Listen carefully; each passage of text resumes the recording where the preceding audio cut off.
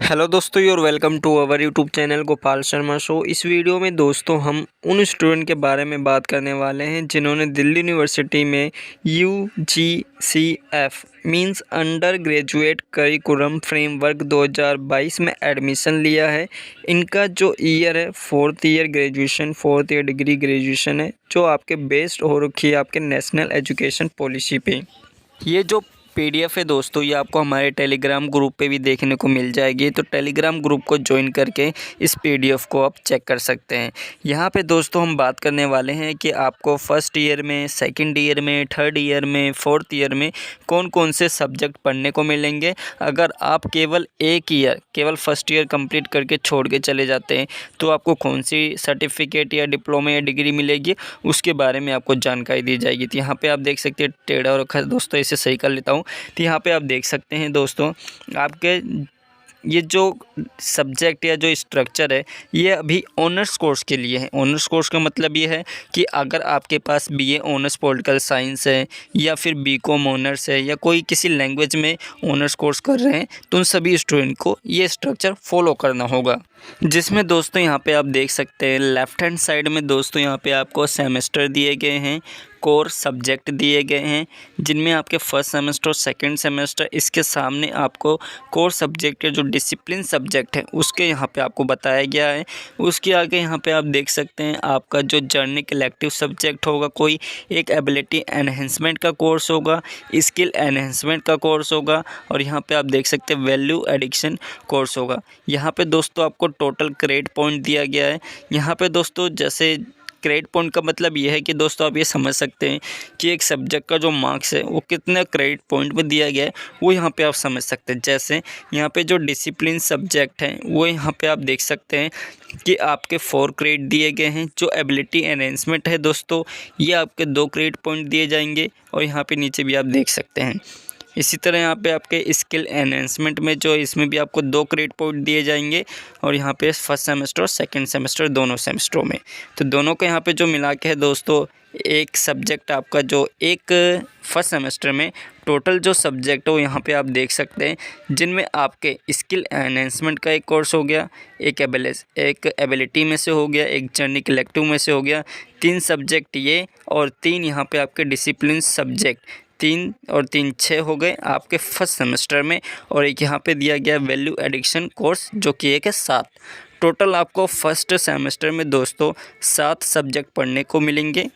जैसे दोस्तों यहाँ पे जो डिसिप्लिन सब्जेक्ट है, यहाँ पे आप जैसे BA ऑनर्स पॉलिटिकल साइंस का अगर आप कोर्स कर रहे हैं तो यहाँ पे आपके जो 3 डिसिप्लिन सब्जेक्ट रहेंगे पॉलिटिकल साइंस को, यहाँ पे आप देख सकते हैं इनमें कोई भी आपको ऑप्शंस देखने को नहीं मिलेंगे। मींस जो डिसिप्लिन है स्पेसिफिक है वो आपके ज़रूरी रहेंगे, वही आपको सब्जेक्ट पढ़ने पड़ेंगे। इसके अलावा यहाँ पे आप देख सकते हैं आपको जर्नल कलेक्टिव का सब्जेक्ट दिया गया है, जिनमें से आपको 2 ऑप्शंस या 2 सब्जेक्ट दिए जाएंगे, उनमें से आपको कोई एक सब्जेक्ट आपको चूज़ करने को मिलेगा। ठीक इसी तरह दोस्तों ऊपर यहाँ पे आपको बताया गया है कि अगर ऐसे कोई स्टूडेंट जो फर्स्ट ईयर कंप्लीट करके चला जाता है तो उसको यहाँ पे सर्टिफिकेट प्रोवाइड किया जाएगा, केवल फर्स्ट ईयर अगर वो कंप्लीट करके छोड़ के चला जाता है। ठीक इसी तरह यहाँ पे आप देख सकते हैं नीचे थर्ड सेमेस्टर और फोर्थ सेमेस्टर दिया गया है। अगेन दोस्तों इसमें आपके 3 सब्जेक्ट दिए जाएंगे डिसिप्लिन में, और आपका जो चौथा सब्जेक्ट रहेगा वो रहेगा जर्नल कलेक्टिव का। जर्नल कलेक्टिव का मतलब ये है दोस्तों, इसमें अब आपको ऑप्शंस मिलते हैं थर्ड सेमेस्टर में और फोर्थ सेमेस्टर में, कि जो जर्नल कलेक्टिव है इसमें या तो आप पॉलिटिकल साइंस से रिलेटेड कोई सब्जेक्ट ले सकते हैं, या फिर अगर आप चाहते हैं तो पॉलिटिकल साइंस के छोड़कर कोई और अन्य सब्जेक्ट पढ़ना चाहें, अनदर सब्जेक्ट पढ़ना चाहें तो आप पढ़ सकते हैं। वो आपका थर्ड एंड फोर्थ सेमेस्टर में आपको प्रोवाइड किया जाएगा ऑप्शनल के रूप में। ऑलराइट, यहाँ पे आपका रहेगा इसके अलावा जो choose option from pool of AEC course. अब यहाँ पे दोस्तों जो ये सब्जेक्ट मैंने आपको पहले बताया जर्नल कलेक्टिव मेजर के, अब यहाँ पे दोस्तों आप ये सोच रहे हैं कि मुझे अपनी पॉलिटिकल साइंस के साथ साथ कोई अनदर सब्जेक्ट भी जिसको स्ट्रॉन्ग बना के चलना है, जैसे जियोग्राफी, हिस्ट्री, सेम ऐसे कोर्स जो BCom ऑनर्स के हो गए या बीएससी ऑनर्स हो गए, तो यहाँ पे इसी तरह से एज्यूम्स कर सकते हैं कि यहाँ पे अगर कोई अपने मेजर सब्जेक्ट के साथ वो किसी एक और सब्जेक्ट को एज आ स्पेसिफिक और एज आ डिमांडेबल कह सकते हैं जिसमें आपकी कमांड हो, तो वहाँ पे आप माइनर के सब्जेक्ट में चूज़ कर सकते हैं जो आपका 5वां सब्जेक्ट रहेगा। इसके बाद दोस्तों यहाँ पे चूज़ फॉर एसएसी जिसमें आपका स्किल एनहेंसमेंट का कोर्स आएगा। अगेन दोस्तों यहाँ पे आपका जो छठा सब्जेक्ट है इसमें आपको ऑप्शंस देखने को मिलेंगे, जैसे या तो यहाँ पे आपके जो सब्जेक्ट रहेंगे स्किल एनहेंसमेंट का, वो तो आप पॉलिटिकल साइंस से रिलेटेड कोई सब्जेक्ट ले सकते हैं, या फिर यहाँ पे आप कोई भी दोस्तों इंटर्नशिप कर सकते हैं या फिर अप्रेंटिसशिप कर सकते हैं। यहाँ पे आपको ऑप्शंस दिए जाएंगे 3rd और 4th सेमेस्टर में। इसके अलावा जो आपका एक कोर्स सब्जेक्ट रहेगा choose one from the pool of course second 2 credit है दोस्तों, जो ये 2 लिखा है 4 लिखा है ये आपके क्रेडिट्स हैं। एक तरह से क्रेडिट को आप मार्क्स के रूप में समझ सकते हैं। यहाँ पे जो आपका चूज़ फॉर जो लास्ट वाला है इसमें आपको कोई एक वैल्यू एडेड सब्जेक्ट दिया जाएगा आपके कॉलेजेस के हिसाब से, आपके डिपार्टमेंट के हिसाब से, जो वहाँ पे आपको प्रोवाइड किया जाएगा। अब यहाँ पे दोस्तों नीचे यहाँ पे आप देख सकते हैं अगर कोई भी स्टूडेंट सेकेंड ईयर कंप्लीट करके चला जाता है तो उसको यहाँ पे क्या मिलेगा, अंडर ग्रेजुएट डिप्लोमा जिस सब्जेक्ट में भी वो करता है, बी ऑनर्स पॉलिटिकल साइंस में, बीकॉम ऑनर्स में भी, या फिर बीएससी में। इसी तरह से दोस्तों यहाँ पे आपका जो 5th सेमेस्टर और 6th सेमेस्टर इसमें भी आपको आपको सब्जेक्ट दिए जाते हैं डिसिप्लिन सब्जेक्ट, जिनमें से आपको चूज़ करने होते हैं। अगर कोई भी स्टूडेंट 3rd ईयर को कंप्लीट करके चला जाता है तो यहाँ पे आपको दी जाती है बैचलर डिग्री, जो आप में यहाँ पे लिखा है अवॉर्डेड बाय बैचलर डिग्री जिस सब्जेक्ट में भी आप ऑनर्स कोर्स करेंगे। इसी तरह से अगर आप दोस्तों 4th ईयर की बात करें जिसमें आपके 7th सेमेस्टर और 8th सेमेस्टर में जो डिसिप्लिन सब्जेक्ट रहेगा, कोई एक सब्जेक्ट रहेगा डिसिप्लिन में दोस्तों जो आप पढ़ते आ रहे हैं, जो आपका मेन सब्जेक्ट वही रहेगा। इसके अलावा अब यहाँ पे दोस्तों आपको तय करना है, फिक्स करना है कि आप 4th ईयर में कोई रिसर्च वर्क करना चाहते हैं या फिर आप एक एंटरप्रेन्योरशिप करना चाहते हैं, एकेडमिक प्रोजेक्ट यूज़ करना चाहते हैं। यहाँ पे दोस्तों अगर आप कोई भी जैसे एक मेजर या माइनर सब्जेक्ट हो गया जिसमें आपका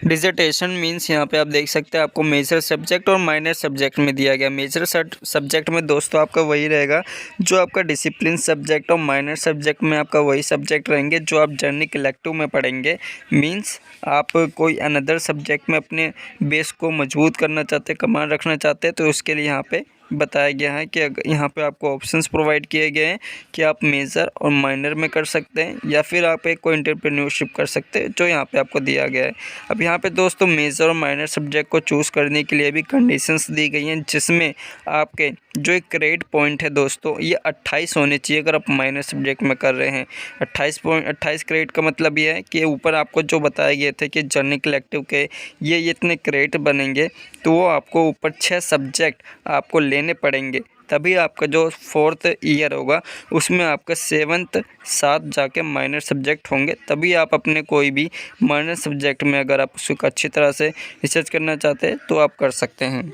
अब यहाँ पे दोस्तों आप 4th ईयर कंप्लीट कर लेने के बाद आपको कौन सी डिग्री मिलेगी, जिसमें आपका bachelor of the field of study जिसमें आपका डिसिप्लिन सब्जेक्ट है उसमें आपको मिलेगी, एक माइनर सब्जेक्ट की आपको डिग्री मिलेगी। इसके साथ साथ एक कोई भी अगर आप एंटरप्रेन्योरशिप करते हैं या इंटर्नशिप करते हैं तो उसके भी यहाँ पे आपको एक्सपीरियंस या डिग्री की तरह आप कह सकते हैं आपको प्रोवाइड किया जाएगा। अब यहाँ पे दोस्तों ऊपर जो आपको इंटर्नशिप का करने का